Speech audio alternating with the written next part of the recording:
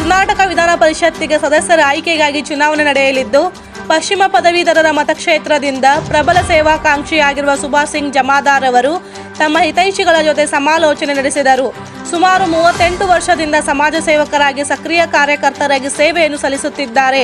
1988ರಿಂದ ABVP ಕಾರ್ಯಕರ್ತರಾಗಿ ಹಾಗೂ ಅಧ್ಯಕ್ಷರಾಗಿ ಇಂದಿಗೂ ಸಕ್ರಿಯರಾಗಿದ್ದಾರೆ ಹಾಗೂ NWKSRTC ಮಜ್ದೂರ್ ಸಂಘದ ಅಧ್ಯಕ್ಷರಾಗಿ ಕಾರ್ಯನಿರ್ವಹಿಸುತ್ತಿದ್ದಾರೆ.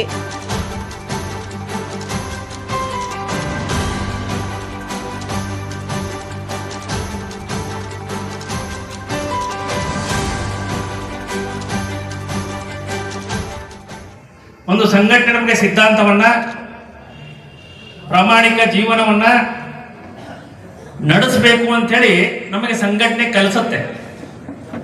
ಆದರೆ ಅವಕಾಶಗಳು ಸಿಕ್ಕಾಗ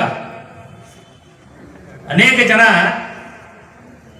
ನಮ್ಮ ಐಡಿಯಾಲಜಿ ಜೊತೆನೂ ಕಾಂಪ್ರಮೈಸ್ ಮಾಡಿಕೊಂಡು ಹಣಕ್ಕೆ ಬಲಿಯಾಗಿ ನಮ್ಮ ಸಿದ್ಧಾಂತವನ್ನೇ ಬಲಿ ಕೊಟ್ಟಿರ್ತಕ್ಕಂಥ ಅನೇಕ ಉದಾಹರಣೆಗಳನ್ನು ನಾವು ನೋಡಿದ್ದೀವಿ.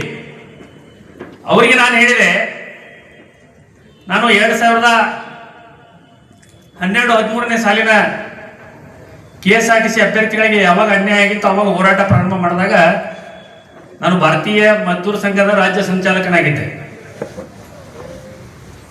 ಆ ಸಂದರ್ಭದಲ್ಲಿ ಹೋರಾಟ ಪ್ರಾರಂಭ ಮಾಡಿದಂಥ ಸಂದರ್ಭದಲ್ಲಿ ಭದ್ರೇಶ್ ಹಾಲಗಲಿ ಅವರು ಇಲ್ಲಿದ್ದಾರೆ. ಅನೇಕ ಜನ ವ್ಯಂಗ್ಯ ಮಾಡ್ತಾ ಇದ್ರು, BMS ಸಂಘಟನೆ ಇಲ್ಲ, ಏನ್ ಸುಭಾಷ್ ಸಿಂಗ್ ಜಮಾದಾರ್ ಹೋರಾಟ ಮಾಡ್ತಾನೆ, ಒಬ್ಬ ಹುಚ್ಚ ಅಂತಕ್ಕಂಥ ಮಾತನ್ನ ಹೇಳಿದವನ್ನ ಭದ್ರೇಶ್ ಹಾಲಗಲಿ ಅವರು ಕೂಡ ಕೇಳಿದ್ದಾರೆ. ಆದ್ರೆ ನಾನು ಚಾಲೆಂಜ್ ಆಗಿ ತಗೊಂಡೆ.